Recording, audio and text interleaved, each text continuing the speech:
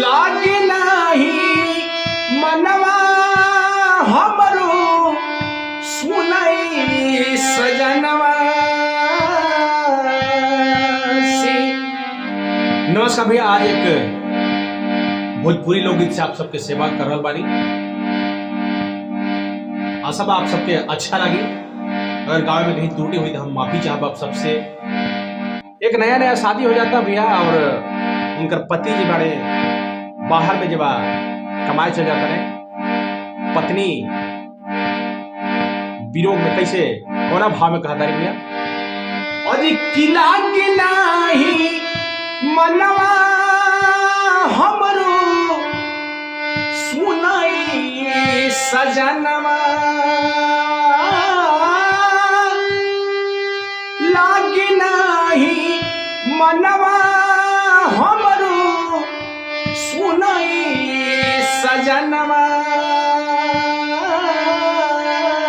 लागे नाही मनवा हमरो सुनाई सजनवा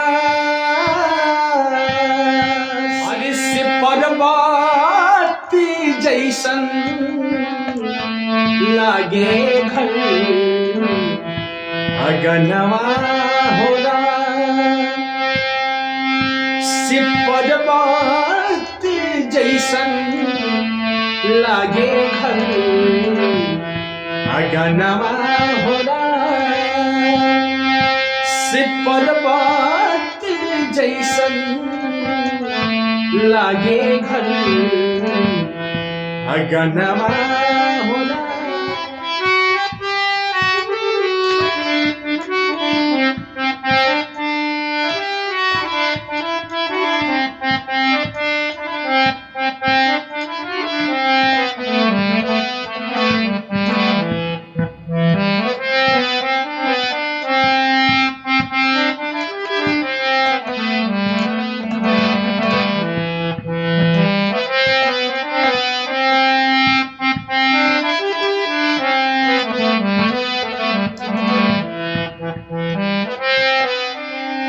अरे जहिया से गईला तू बहरा और नीक नाही लागे रे हमरा, और जहिया से गईला तू बहरा नीक नाही लागे रे हमरा, बहे पूरवैया जब जब टूटता बदनवा, बहे पूरवैया जब जब टूटता बदनवा, हाय राम टूटता बदनवा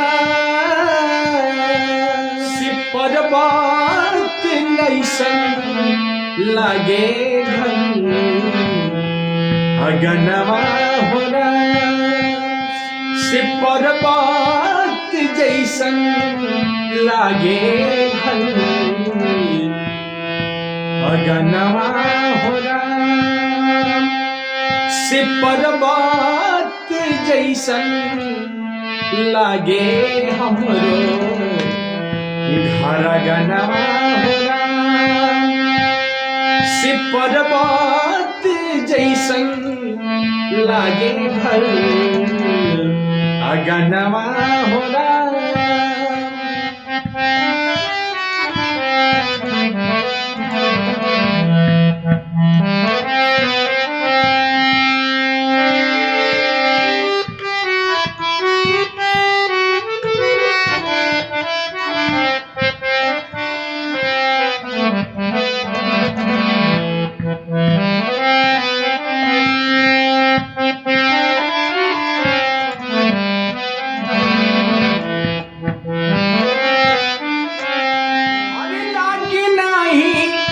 मनवा हमरो अरे सुनाई सजनवा, हाँ लागे नाही मनवा हमरो सुनाई सजनवा, हाँ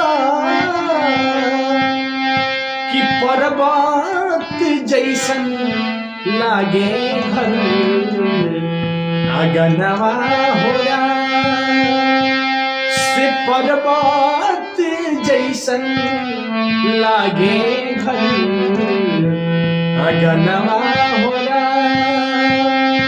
से पर्वत जैसन लागे घर अगनवा होला।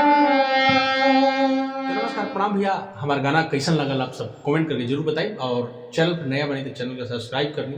हमारी गाना पेज पर भी जाइए, किशोर कुमार पेज पर, तो पेज के भी हम फॉलो कर ली। चलिए बहुत बहुत धन्यवाद।